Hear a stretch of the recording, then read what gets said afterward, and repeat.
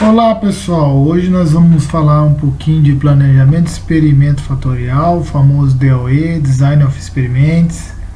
Antes de começar com o exercício aí, como eu já informei nos vídeos anteriores, meu nome é Rafael, eu tenho experiência na área de engenharia de produto, engenharia de processo, mas principalmente na engenharia de produto.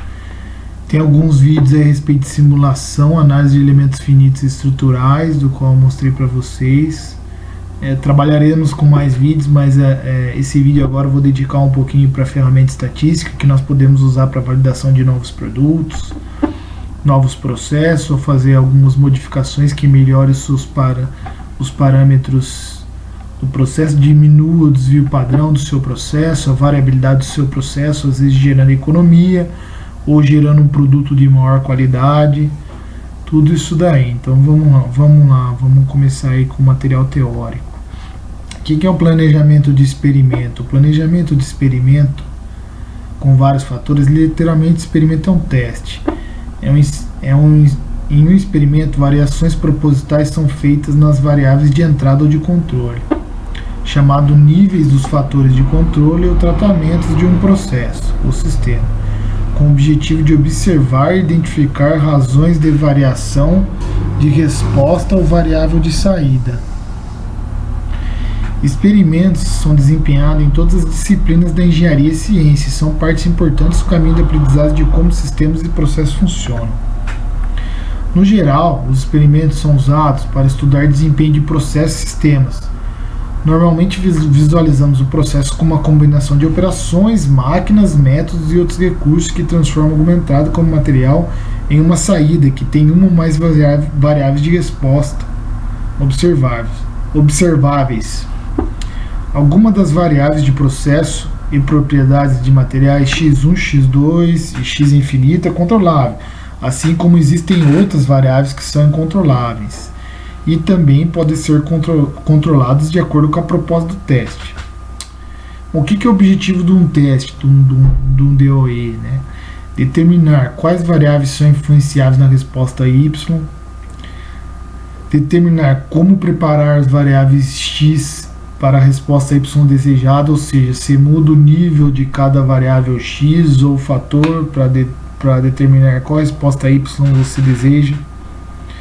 Você também pode usar a variável X para diminuir a variabilidade, o desvio padrão do seu processo, assim melhorando a qualidade, a dispersão do seu processo.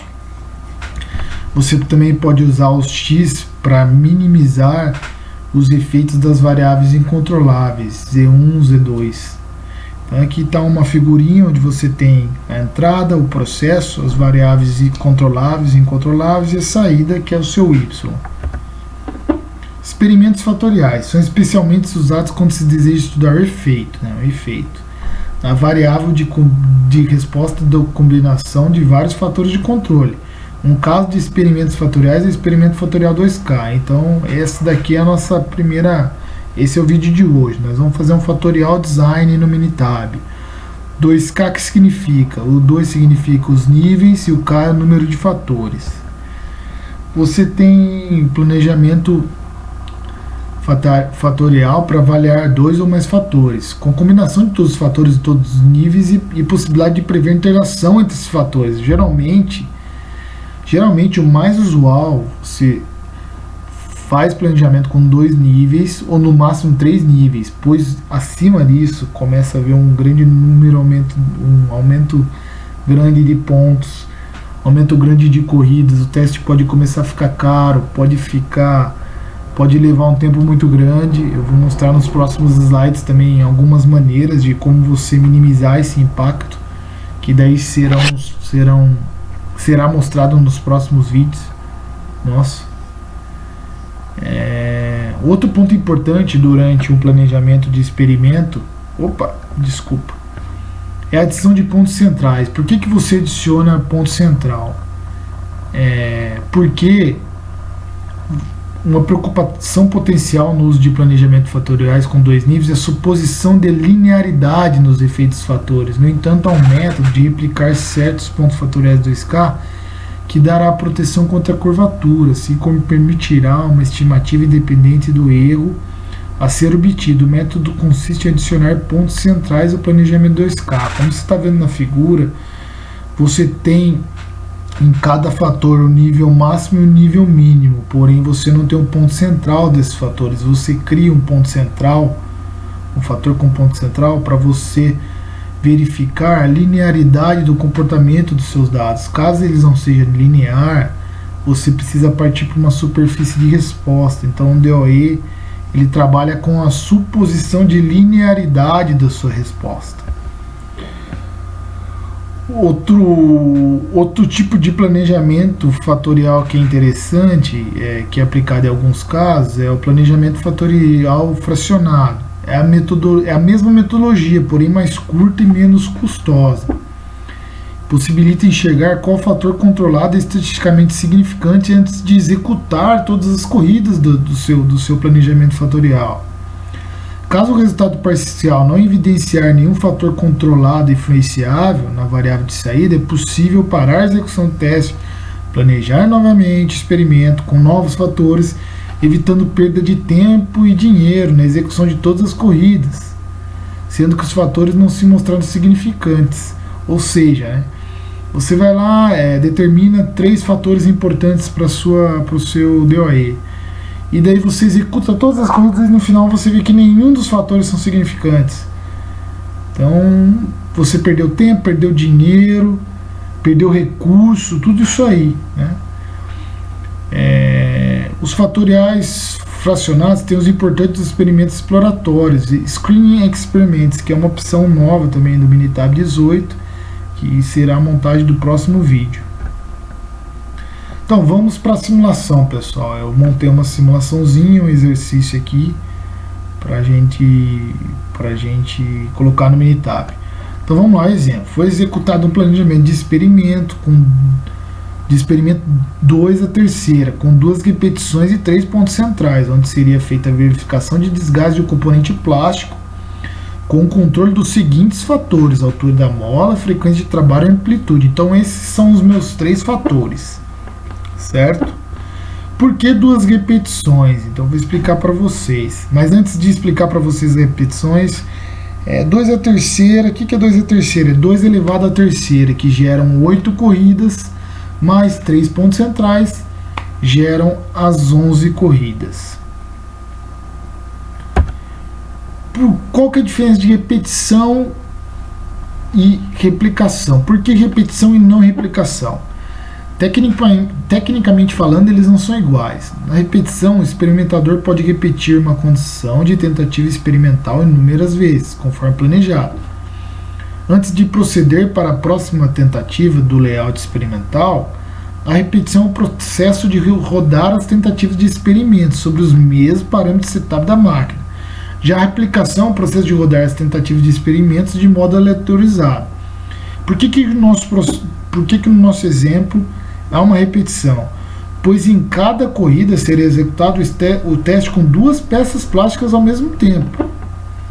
Seria uma replicação se o teste fosse rodado aleatorizado singularmente com os mesmos níveis de fatores. Ou seja, se é um DOE de 2 níveis elevado aos 3 fatores, 2 a terceira, eu geraria com uma repetição, com 2 repetições, 8 corridas, porque eu estou testando 2 peças plásticas ao mesmo tempo.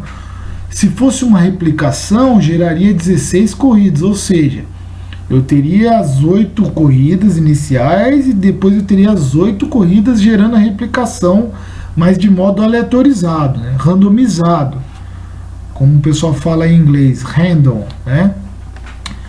E mais os 3 pontos centrais, seriam 19 corridas.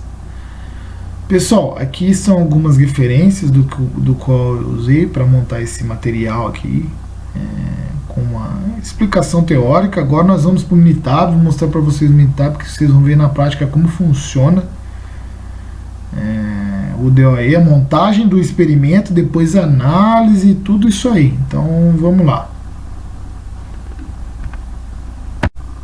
Pessoal, aqui estamos no Minitab, então vamos começar aí a montagem do planejamento do experimento DOE.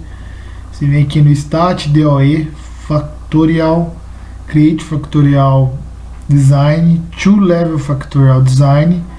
Número de fatores, como eu falei, são 3. E o design nós vamos escolher, tem o meia fração, mas nesse caso nós vamos escolher o full fatorial. Número de center points por bloco, nós vamos escolher 3 pontos centrais, como eu falei. Nesse caso nós vamos fazer uma replicação só, porque no nosso caso é repetição, certo?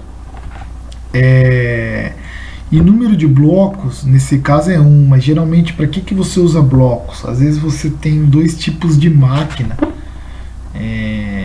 para rodar essas corridas, daí você divide por máquina, por 2 tipos de equipamento de medição, depende do que você vai determinar para sua corrida, né, para o seu design. Mas nesse caso nosso aqui vão ser 3 pontos centrais, uma replicação, pois nós vamos fazer somente a repetição, e o número de blocos 1.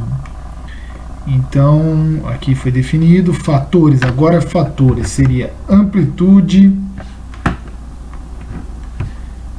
altura da mola e frequência,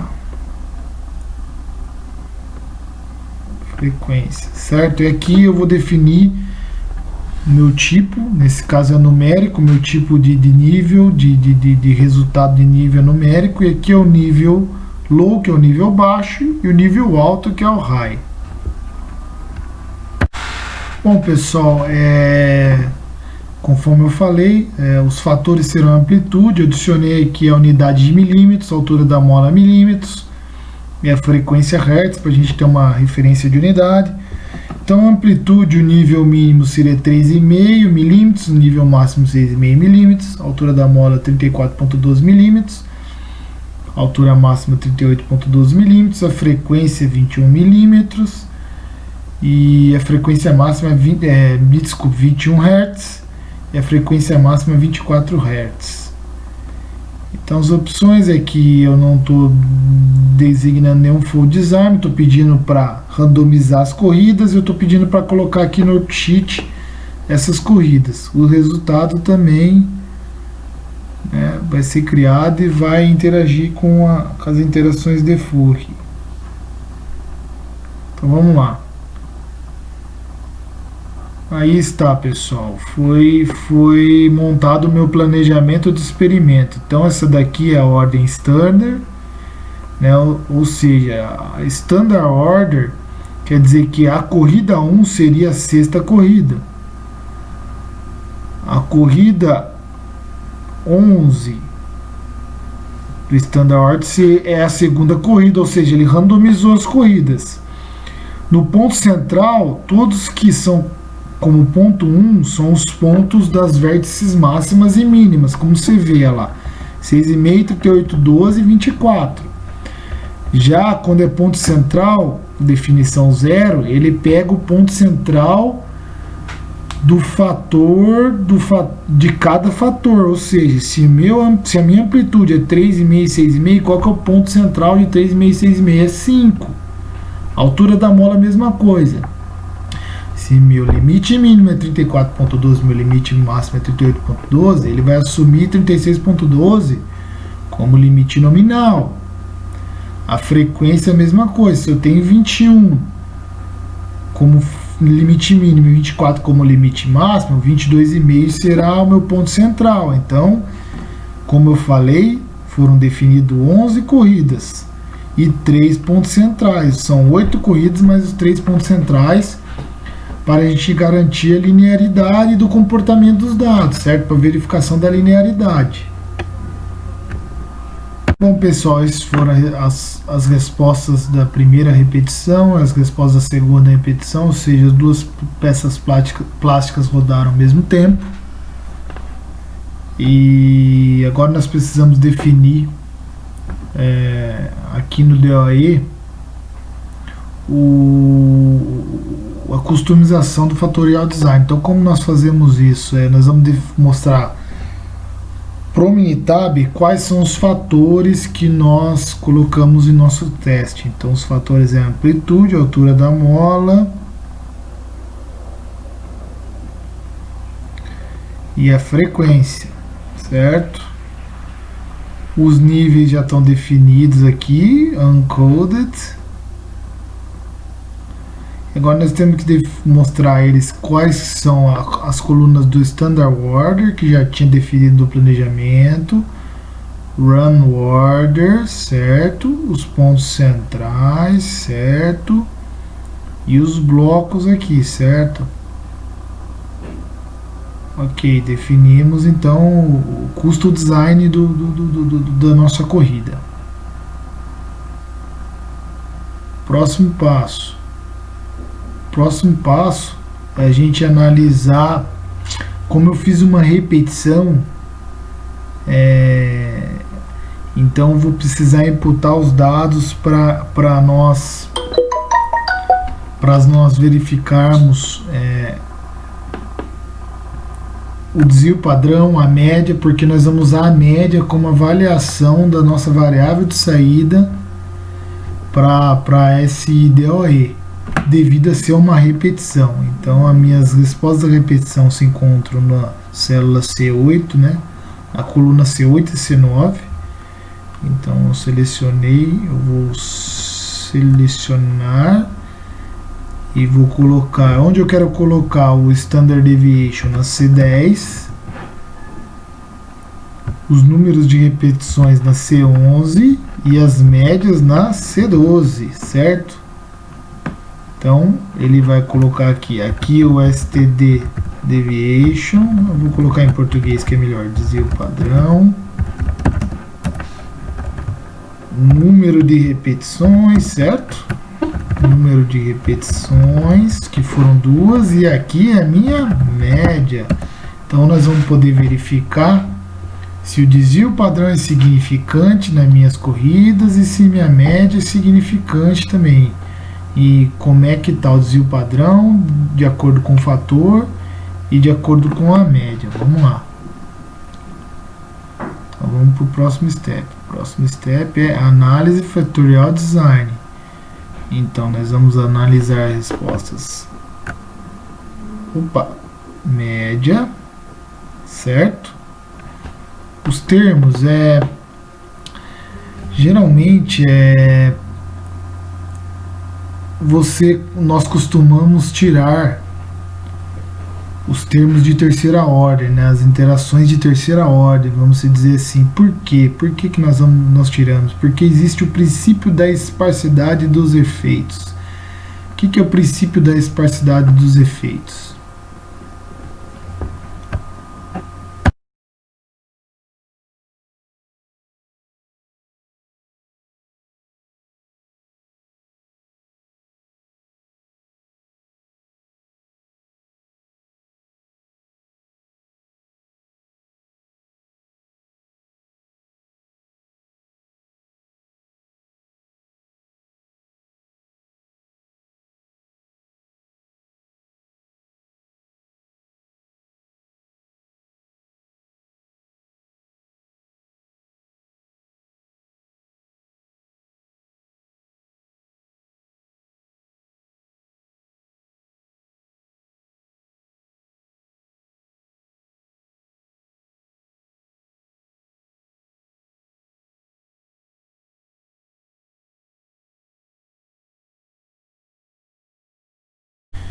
Então retiramos o terceiro termo, conforme falado no princípio da esparsidade dos efeitos, e vamos fazer uma primeira análise aí.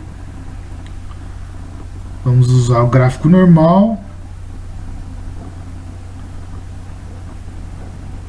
e vamos estudar resíduos. Pessoal, o que a gente vai verificar agora? Agora nós vamos aplicar o gráfico da normalidade para efeito dos fatores.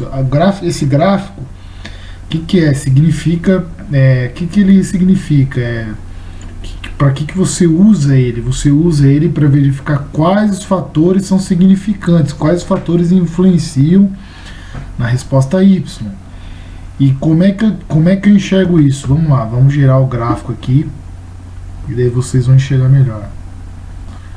Os fatores significantes são os fatores que encontram-se deslocados em relação à linha normal. Então aqui eu fiz um teste de normalidade e os fatores A, o fator A, o fator AC e o fator C encontram-se deslocados, ou seja, eles são significantes. Qual que é o fator A? O fator A é a amplitude, o fator C é a frequência. O fator AC é a interação entre esses dois fatores. Então, de cara, já é possível verificar que esses três fatores são significantes.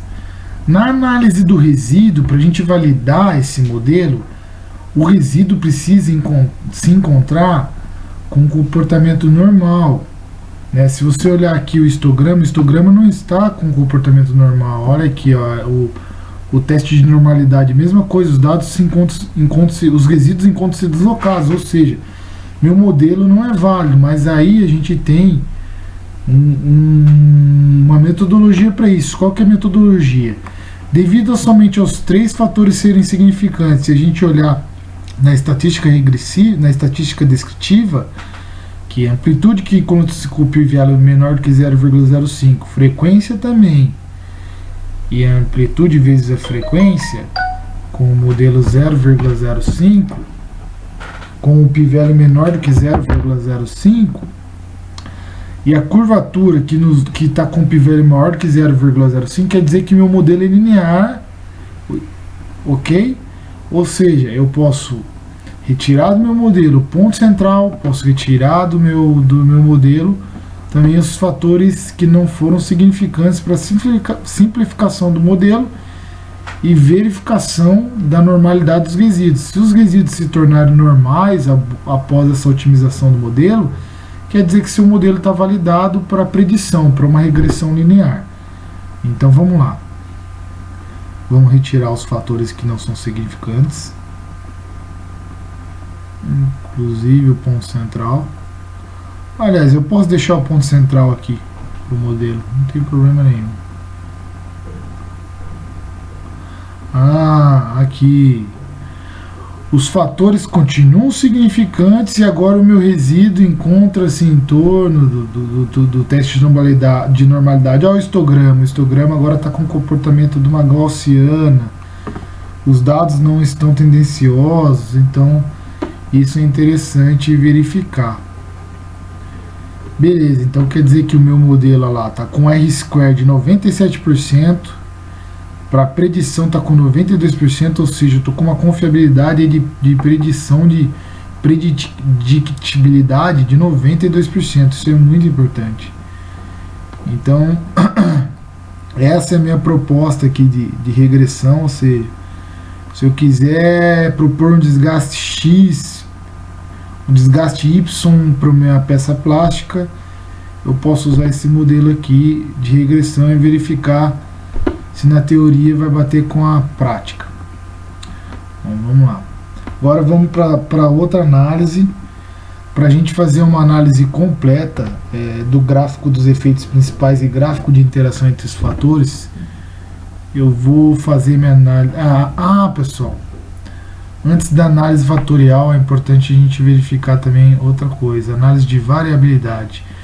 Então o que a gente vai fazer? A gente vai fazer a mesma coisa aqui, nós vamos verificar se a minha variabilidade tem algum fator significante relacionado à variabilidade, ao desvio padrão da peça, certo?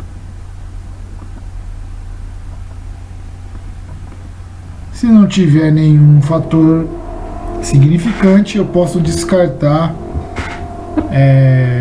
a minha variabilidade. Mas o porquê que é importante de fazer isso, pessoal? O importante é o seguinte, qual que é a proposta de fazer isso? Vamos lá, a gente está vendo que nenhum dos fatores são significantes, mas caso, vamos supor, como eu tirei do modelo a altura da mola, e caso a mola, o desvio padrão, o desvio padrão do fator altura da mola fosse significante, eu teria que voltar com a altura da mola no modelo de regressão dos fatores, pois o desvio padrão da altura da mola é influenciável, ou seja, ele pode aumentar a dispersão dos dados conforme eu aumento ou diminuo o nível do fator. Então, como aqui nenhum está se mostrando significante, então a gente pode descartar o desvio padrão de todos os fatores, inclusive de segunda ordem. Agora, para a gente verificar o gráfico dos efeitos principais, eu vou refazer o modelo aqui inteiro, colocar todos os termos, inclusive de segunda ordem, com o ponto central, para a gente verificar aí o gráfico dos efeitos principais e o gráfico das interações. Então vamos lá, o gráfico dos efeitos principais é o factorial plot. Então nós vamos verificar os efeitos principais e vamos verificar as interações. Aqui, ó, interaction plot, display full matrix e main and fact plots, ok? Vamos lá, então vamos para essa explicação. Então, conforme por que a altura, amplitude e frequência é significante, a altura da mola não. Aqui a gente vai conseguir enxergar graficamente. Porque conforme eu elevo o nível do fator amplitude, ou seja, eu estava com 3,5, desgaste foi 1. Eu estava com 5, desgaste foi 1. Então, meu ponto central aqui, ó. Eu estava com 6,5, meu desgaste maximizou. A mesma coisa para frequência, tá vendo? Você tem o mesmo comportamento, pois como a amplitude é o fator mais significante, ó, você vê que ele tem um range maior até de desgaste. Já para a altura da mola não, você verifica, você percebe que o ângulo da linha é quase 0 graus, né? Ou seja, é nulo, ou seja, você muda o vértice, o nível do fator, e o desgaste é praticamente o mesmo. E aqui acontece até no ponto central que o desgaste é até menor. Agora vamos para as interações. São as interações de segunda ordem. Aqui tem alguns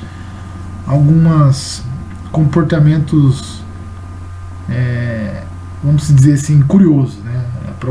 Para você entender como é que é feita essa análise. Vamos lá. Vamos para esse primeiro quadro aqui, ó. Se você verificar, a linha em verde, é a frequência de 24 e a linha azul é a frequência em 21. Então, quando você está trabalhando com amplitude em 3,5, independe a frequência pode estar em 21 e 24, que o desgaste é o mesmo. Já quando você maximiza a amplitude juntamente com a frequência lá, daí você tem diferença, ou seja, maximizando a amplitude para 6,5, com a frequência de 21, o desgaste é menor, porém, com a frequência em 24 e a amplitude na máxima, o desgaste é maior. E a mesma coisa aqui na amplitude, né? Tá vendo? Ó? Você maximizando em verde é 6,5 amplitude, em azul é 3,5 amplitude. E aqui são as frequências dele, mesma coisa, tá vendo? Quando você maximiza a frequência com amplitude, é o caso que você obtém maior desgaste, ou seja, o caso que você obtém maior desgaste é trabalhar com os fatores frequência e amplitude em seus níveis máximos. Ok? Então esse é o que quer dizer esse gráfico pra gente. Agora nós vamos para um outro gráfico, que é o gráfico de Cube Plot. Né? O que é o Cube Plot? É a representação gráfica dos efeitos fatoriais e ponto central. Ok? Então esse gráfico também vai ficar bem autoexplicativo, pois devido a ser um DOE de 2 a terceira que geram 8 corridas, vai se gerar um cubo e vai ser possível a gente verificar o comportamento do modelo aqui. Aqui fica até mais autoexplicativo o ponto central. Então aqui é o ponto central, certo? Por isso que eu crio o ponto central, para ter suposição de linearidade entre os vértices do cubo, ou seja, todas as vezes eu verifico a linearidade, pois se eu tivesse uma curvatura aqui, né, e sem o ponto central não daria para mim verificar essa curvatura, se ele tem tendência a ter curvatura, mas vamos lá, vamos na análise, mesma coisa, ó. As vértices de máxima, amplitude e frequência são os que potencializam, tá vendo? O desgaste, ó. Quando a minha frequência é 24 e a amplitude é 6,5, que é esse caso aqui, ó o desgaste. É a mesma coisa aqui, ó. Quando a minha frequência é 24, com a altura da mola em 38,12, também maximizo, mas como a altura da mola é insignificante na resposta, então não tem diferença. Por que não tem diferença? Ó, porque aqui a altura da mola é 34,12, tá vendo? Ó? Tá pro mínimo, é 34,12 e aqui é 38,12. O que mudou o desgaste é a frequência ou a amplitude. São esses dois eixos. Esse eixo aqui não, certo? Quer dizer, esse eixo aqui, a altura da mola, não. Foi esse eixo amplitude e esse eixo frequência que você percebe. Agora a altura da mola não. Olha aqui, a altura da mola 34,12, amplitude 3,5 e frequência 21, ó, não tem diferença, tá vendo? Tanto faz a altura da mola. O que faz modificar lá, se eu for de amplitude de 3,5 para 6,5, eu tenho praticamente o mesmo desgaste na frequência de 21, que foi o que eu mostrei anteriormente no gráfico dos efeitos principais, né, de interação entre os fatores. Já quando eu vou para a frequência na máxima, com amplitude na máxima, ó, eu maximizo. Só que quando eu mudo a altura da mola lá, eles têm o mesmo desgaste, por isso a altura da mola não tem influência nenhuma no desgaste. Então agora, para verificar o gráfico de superfície e os gráficos de curva de nível, eu vou precisar rodar novamente aqui o DOE e tirar o ponto central, por isso que é importante tirar o ponto central nesse caso. E daí ele vai habilitar para verificação, olha lá, do contorno e do surface plot, que é o gráfico de superfície, o gráfico de contorno, o gráfico de curva de nível. Mas vamos lá, para entendimento aqui.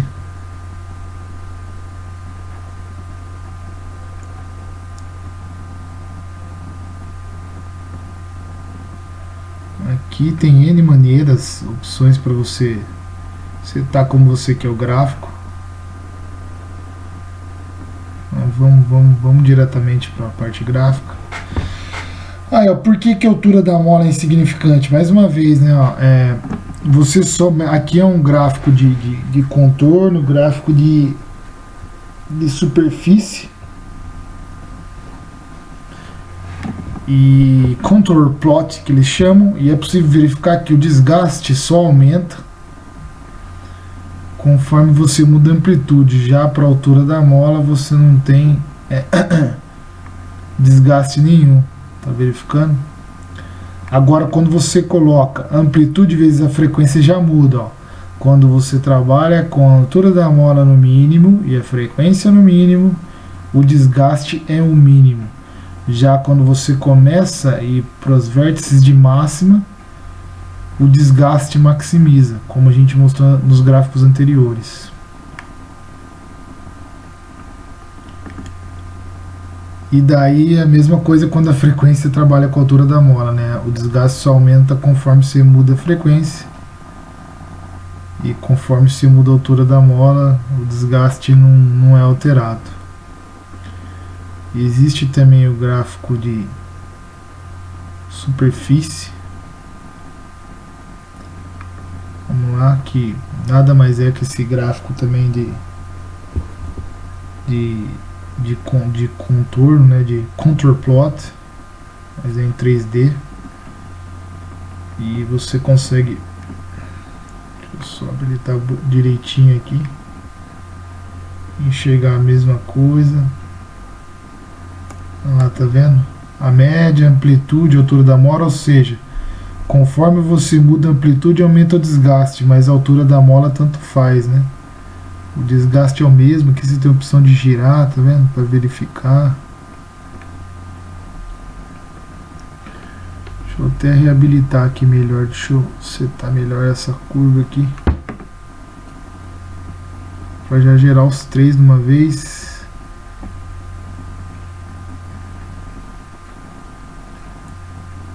Vamos lá. Agora sim.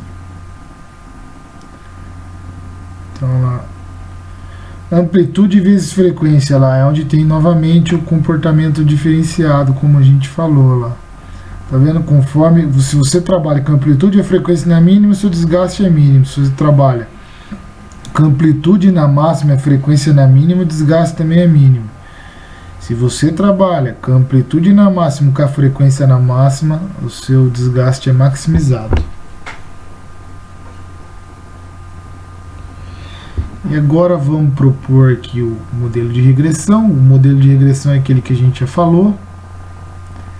Então, mais uma vez, vamos tirar aqui os fatores insignificantes ou não significantes.